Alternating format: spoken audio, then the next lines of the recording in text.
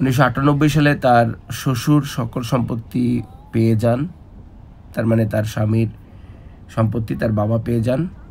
Teddy ওং ছিল তার নাম, টেডি ওংয়ের সকল সম্পত্তি।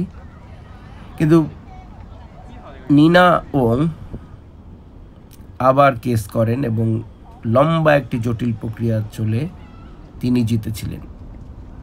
আমরা দেখলাম একটু আগে একজন মাছ ধরার একটা বড়শি নিয়ে যাচ্ছে। জীবন যেখানে যেমন,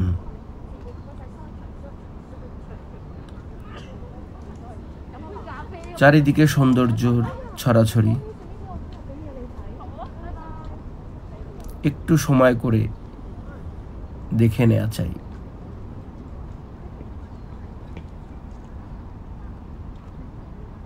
জাগতিক এই ব্যস্ততার সময় আসলে